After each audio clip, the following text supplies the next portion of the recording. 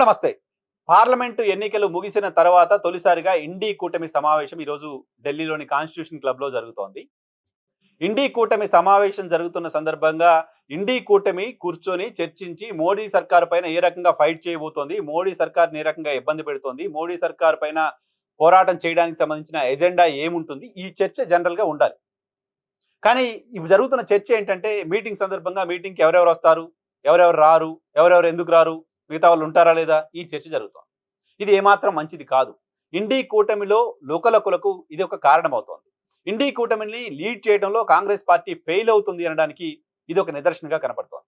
ఇండీ కూటమిని లీడ్ చేస్తున్న క్రమంలో కాంగ్రెస్ పార్టీ వ్యవహరిస్తున్న శైలి పట్ల ఆ కూటమిలోని అనేక పార్టీలు అసంతృప్తిగా ఉన్నాయనే దానికి ఇది ఒక నిదర్శనంగా కనపడుతోంది. ఇటీవల కేరళ ఎన్నికలు జరిగాయి. కమ్యూనిస్టు పార్టీలు సిద్ధాంతపరంగా ఈ దేశంలో భారతీయ జనతా పార్టీని వ్యతిరేకిస్తూ ఉన్నాయి. కాంగ్రెస్ పార్టీతో కూడా వ్యతిరేకత ఉన్నప్పటికీ సెక్యులర్ అనే కోణంలో కాంగ్రెస్ పార్టీతో కలిసి పనిచేయడానికి ముందుకొచ్చాయి. భారతీయ జనతా పార్టీతో ఎట్టి పరిస్థితుల్లో కలిసి పనిచేసిన వాతావరణం లేదు కమ్యూనిస్ట్ పార్టీలు. అటువంటి కమ్యూనిస్ట్ పార్టీలు ఇండీ కూటమిలో కీలకంగా ఉంటూ వచ్చాయి. అటువంటి కమ్యూనిస్ట్ పార్టీలకు సంబంధించిన ప్రభుత్వం పైన కేరళలో విజయన్ సర్కార్ పైన విమర్శలు చేస్తున్న సందర్భంగా కాంగ్రెస్ పార్టీకి సంబంధించిన అగ్రనేతలుగా ఉన్న రాహుల్ గాంధీ, ప్రియాంక గాంధీ, మల్లికార్జున్ ఖర్గే లాంటి వాళ్ళు అక్కడికి వెళ్ళి కమ్యూనిస్టు సర్కారు విజయన్ మోదీకి సన్నిహితుడు, భారతీయ జనతా పార్టీకి కమ్యూనిస్టు సర్కారు బి టీమ్ గా ఉంది అంటూ విమర్శలు చేశారు. ఈ విమర్శలు అక్కడ కమ్యూనిస్టు పార్టీని తీవ్రంగా హర్ట్ చేశాయి. అఫ్ కోర్స్ అక్కడ ఇండీ కూటమికి సంబంధించిన రెండు పార్టీలే ప్రత్యర్థిగా అధికార పార్టీగా ఉన్నారు. కానీ అక్కడ విమర్శలు చేసిన సందర్భంగా తమను భారతీయ జనతా పార్టీకి బి టీమ్ గా పోల్చి కాంగ్రెస్ పార్టీ విమర్శలు చేయడాన్ని కమ్యూనిస్ట్ పార్టీ చాలా సీరియస్ గా భావిస్తోంది, సీరియస్ గా తీసుకుంది. ఈ మేరకు కమ్యూనిస్ట్ పార్టీకి సంబంధించిన కార్యదర్శి బేబీ ఏఐసిసి అధ్యక్షుడు మల్లికార్జున్ ఖర్గేకి ఒక లేఖ రాశారు.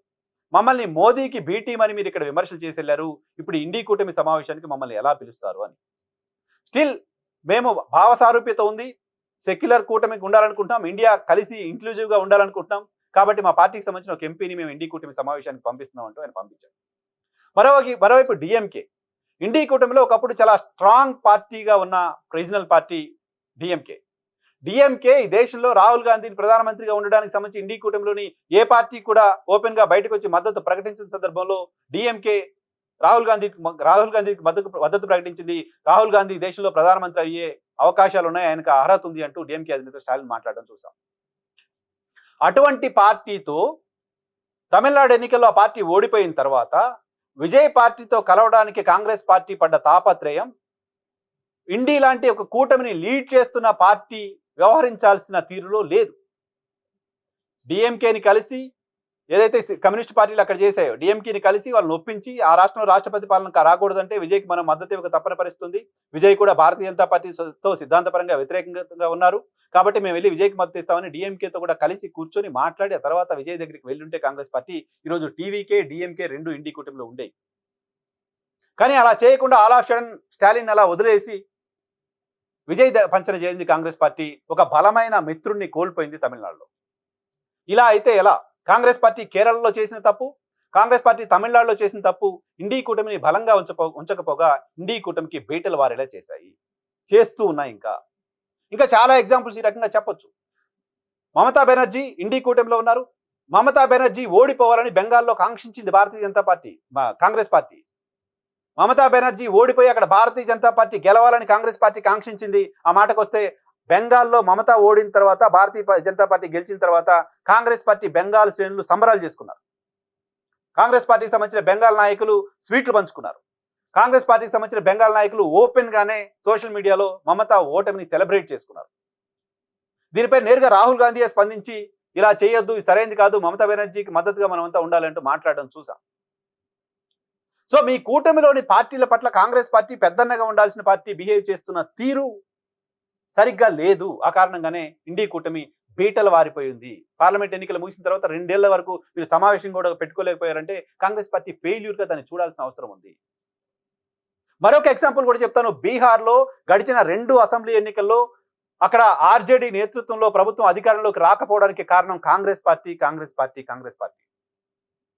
క్షేత్రస్థాయిలో ఏమాత్రం బలం లేకపోయినప్పటికీ మేము చాలా పెద్ద పార్టీ అని తమకు తాముగా భావించి 70 సీట్లు 80 సీట్లు ఆ రాష్ట్రాల్లో తీసుకొని 5 సీట్లు 6 సీట్లు కూడా గెలవలేని పరిస్థితిలోకి వెళ్ళిపోయి ఆ రాష్ట్రాన్ని కంటిన్యూస్గా ఎన్డీఏ చేతిలో పెడుతూ వచ్చింది కాంగ్రెస్ పార్టీ లాంటి ఒక ఇంప్రెషన్ ఉంది. ఆర్జేడీ అక్కడ గెలవకపోవడానికి, ఆర్జేడీ అక్కడ ఓడిపోవడానికి కాంగ్రెస్ పార్టీ గుదిబండగా మారిపోయింది బీహార్లో అంటూ అనేక రాజకీయ విశ్లేషణలు చూసాం. నంబర్స్ చూస్తే, తీసుకున్న సీట్లు చూస్తే, గెలిచిన పర్సెంటేజ్ చూస్తే అదే విషయం మనకు అర్థమవుతోంది. మరోవైపు ఉత్తరప్రదేశ్లో అఖిలేష్తో కలిసి పనిచేసే అంశానికి సంబంధించి అక్కడ కాంగ్రెస్ పార్టీ వ్యవహరిస్తున్న తీరుపైన కూడా అనేక విమర్శలు ఉన్నాయి. చాలా రీజనల్ పార్టీలతో కలిసి పనిచేయాల్సిన సందర్భంగా కాంగ్రెస్ పార్టీ ఆ రీజనల్ పార్టీలకు బర్డెన్ గా మారుతోంది. కాంగ్రెస్ పార్టీ ఆ రీజనల్ పార్టీలకు అడ్వాంటేజ్ అవ్వకపోగా డిసడ్వాంటేజ్ అవుతోంది. ఆ రీజనల్ పార్టీలు నష్టపోవడానికి కాంగ్రెస్ పార్టీ కారణమవుతోంది. ఆ రీజనల్ పార్టీలు ఏవి రేపొద్దున కేంద్రంలో ఇండి కూటమి అధికారంలోకి వస్తే ప్రధానమంత్రి పదవిని ఆశించేవి కాదు. ప్రధానమంత్రి పదవిని కాంగ్రెస్ పార్టీ ఆశిస్తుంది, కాంగ్రెస్ పార్టీ హోల్డ్ చేసే పరిస్థితి ఉంటుంది. కానీ ఆ రాష్ట్రాల్లో ఉన్న రీజనల్ పార్టీలను చంపేసి, రీజనల్ పార్టీలకు నష్టం చేసి మేము ఎదగాలి, కూటమి ఎదగాలని కాంగ్రెస్ పార్టీ ఏ రకంగా అనుకుంటుంది? అది సరైనది కాదు. మీకు ఇంకొక ఎగ్జాంపుల్ గుర్తు చేస్తాను. హర్యానా ఎన్నికల సందర్భంగా హర్యానా ఎన్నికల్లో చాలా కొద్ది మార్జిన్తో కాంగ్రెస్ పార్టీ అక్కడ ఓడిపోయింది. అనేక ప్రీ పోల్ సర్వేలు, పోస్ట్ పోల్ సర్వేలు, ఎగ్జిట్ పోల్స్ అందరూ చెప్పారు. ఈవెన్ భారతీయ జనతా పార్టీ కూడా ఆ స్టేట్ మేము గెలుస్తామనే ఆశతో లేదు. అటువంటి హర్యానా ఎన్నికల్లో కాంగ్రెస్ పార్టీ తక్కువ మార్జిన్తో ఓడిపోవడానికి కారణం కాంగ్రెస్ పార్టీ వ్యవహరించిన తీరు. కాంగ్రెస్ పార్టీ అక్కడ ఆ రాష్ట్రంలో కేజ్రీవాల్ని దూరంగా పెట్టింది. ఆ రాష్ట్రంలో సమాజ్వాదీ పార్టీని దూరంగా పెట్టింది. సమాజ్వాదీ, కేజ్రీవాల్ పార్టీలతో కూడా కలిసి అక్కడ పోటీ చేస్తుంటే కాంగ్రెస్ పార్టీ గ్యారంటీగా గెలిచేది. ఆల్రెడీ గెలిచేస్తున్న వాళ్ళంటే ఒక భ్రమంలోకి వెళ్ళి తమ ఇండి కూటమిలోని మిగతా పార్టీలు ఏమాత్రం పట్టించుకోకుండా అక్కడ ఓటమి తనకు తానే తెచ్చుకుంది కాంగ్రెస్ పార్టీ. ఢిల్లీలో కేజ్రీవాల్కు మద్దతు ఇచ్చే పరిస్థితిలో లేకుండా పోయింది. కేజ్రీవాల్ ఓడిపోవాలని కోరుకుంది కాంగ్రెస్ పార్టీ గడిచిన అసెంబ్లీ ఎన్నికల సందర్భంగా. బెంగాల్లో ఏ రకంగా మమతా ఓటమిని సెలబ్రేట్ చేసుకుందో ఢిల్లీలో కేజ్రీవాల్ ఓటమిని కాంగ్రెస్ పార్టీ సెలబ్రేట్ చేసుకుంది. కేజ్రీవాల్ పార్టీ చచ్చిపోతే ఇక్కడ మళ్ళీ కాంగ్రెస్ పార్టీ ఎమర్జ్ అవుతుంది అనేది కాంగ్రెస్ పార్టీ యొక్క లాజిక్ గా కనపడింది. ఇండి కూటమిగా భారతీయ జనతా పార్టీ 3 సార్లు అధికారంలోకి వచ్చి మళ్ళీ మాకు ఎదురు లేదు అని చెప్పుకుంటూ మళ్ళీ ఎన్నికలకు రెడీ అవుతున్న సందర్భంలో అటువంటి ఒక పార్టీని ఎదుర్కోవాలంటే, అటువంటి ఒక పార్టీతో ఫైట్ చేయాలంటే కాంగ్రెస్ పార్టీ తమ పార్ట్నర్ పార్టీలు అన్నింటినీ కలుపుకొని వాళ్ళలో విశ్వాసాన్ని నింపి వాళ్ళతో కలిసి అందరూ ఒక్కటిగా కదా ఫైట్ చేయాలి. కానీ ఏ ఒక్క పార్టీ కూడా, కాంగ్రెస్ పార్టీ 23 పార్టీలు ఈరోజు సమావేశమయ్యాయి, ఏ ఒక్క పార్టీ కూడా డయాస్ బయట కాంగ్రెస్ పార్టీ సరిగ్గా బిహేవ్ చేస్తోంది మాతోటి అని డయాస్ బయట మాట్లాడే పరిస్థితి లేదు. డయాస్ పైన మొహస్తుతి కోసం మాట్లాడడం తప్ప. దీన్ని కాంగ్రెస్ పార్టీ కరెక్ట్ చేసుకోకపోతే ఈ మీటింగ్ల వల్ల ఉపయోగం ఏమాత్రం లేదు. ఇంత ప్రతిష్టాత్మక మీటింగ్కి డిఎంకే రాలేదు. డిఎంకేని రండి, మనం కలిసి పనిచేయాలి, మనం భారతీయ జనతా పార్టీకి వ్యతిరేకమైన కూటమిగా ఉన్నాం, సరే మనకు డిఫరెన్సెస్ ఉండొచ్చు, మీరు రండి అని ఫోన్ చేసిన నాయకులు ఇండి కూటమి నుంచి. కేజ్రీవాల్ రాలేదు. కేజ్రీవాల్ భారతీయ జనతా పార్టీతో ఫైట్ చేస్తూ ఉన్నారు.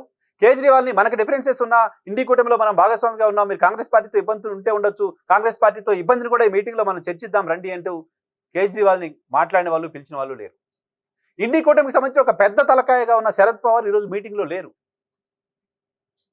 సో ఇలా నాయకులు, ప్రధానమైన ఫేసెస్గా ఉన్న వాళ్ళు, దశాబ్దాలుగా భారతదేశానికి సంబంధించిన కీలకమైన నాయకులుగా ఉన్న వాళ్ళు ఎవరు ఈ మీటింగ్ కూడా అటెండ్ కాకపోతే, తమ పార్టీకి సంబంధించిన ఎవరో ఎంపీలను రిప్రజెంటేషన్ ఉండాలి కాబట్టి ఏదో ఆల్ పార్టీ మీటింగ్ జరుగుతుంటే ఒకరిని పంపించినట్టుగా పంపిస్తే ఏ రకమైన ఫైట్ మీరు చేసినట్లు?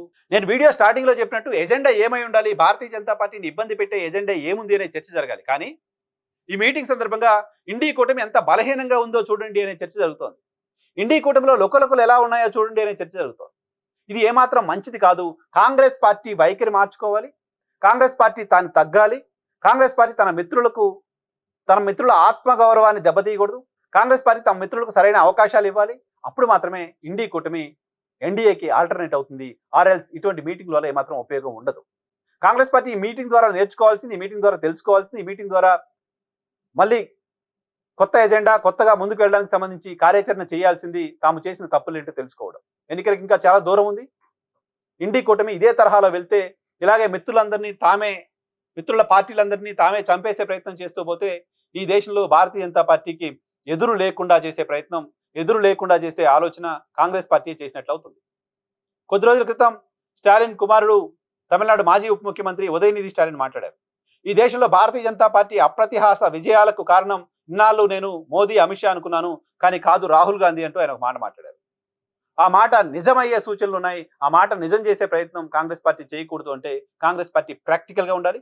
కాంగ్రెస్ పార్టీ మిత్రులను గౌరవించాలి. కాంగ్రెస్ పార్టీ మిత్రులకు సరైన ప్రాతినిధ్యాన్ని ఇవ్వాల్సిన అవసరం ఉంది.